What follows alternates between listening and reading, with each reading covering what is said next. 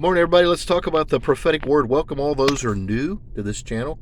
Thank you all for being a part of this channel. Those who have been here for a long time, God bless you. Those who are just brand new, welcome to the channel. Make sure you subscribe and hit the notification button.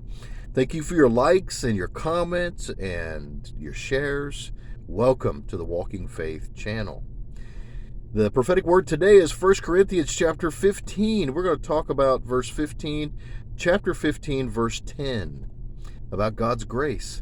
The title of this message, Follow God's Grace. Follow God's grace. Look at this. 1 Corinthians 15:10 says, but by God's grace I am what I am, Paul says. And the grace that he gave me was not without effect. On the contrary, I have worked harder than any other of the other apostles, although it was not really my own doing, but God's grace working with me. So that's very important for those listening right now and ready to make a decision about things in your life. There's a lot of things that you have done, and God recognizes those things that you have done and the kind of person that you are.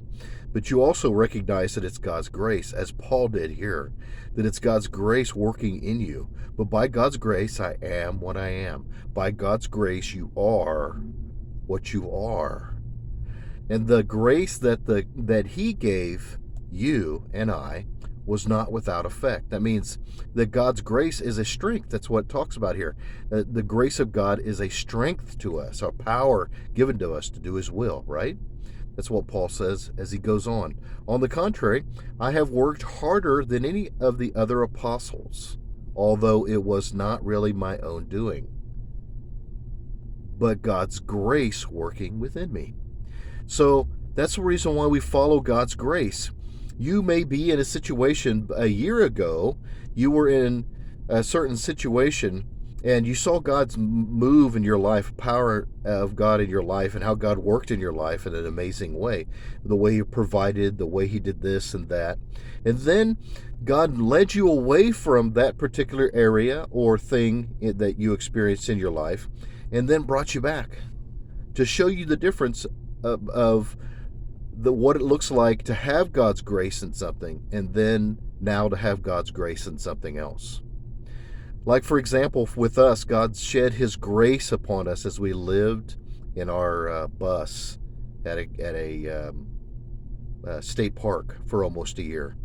He just moved in an amazing way in our lives. Well, we returned to that state park and noticed it was different. There's different people. There were some that were still there, but there were different people. Some have actually even died. Some people moved on to other jobs. It was different. We understood that the grace of God was different. The grace of God for us was in this van as we move forward and trust God and the things that we do with this van, not with the bus anymore. The bus is no longer in our life. We're no longer at the park. So the grace that was for us then is now been translated into something different. And that is the wisdom that God wants to give you today. Don't think that God's only going to use the fork or the spoon or the bus or the van or this one thing all the time. Sometimes God's grace moves. That actually should be the title of this video. Sometimes God's grace in your life moves.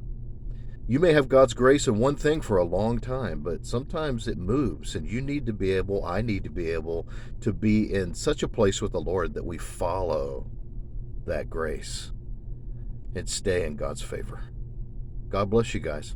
Have a great day.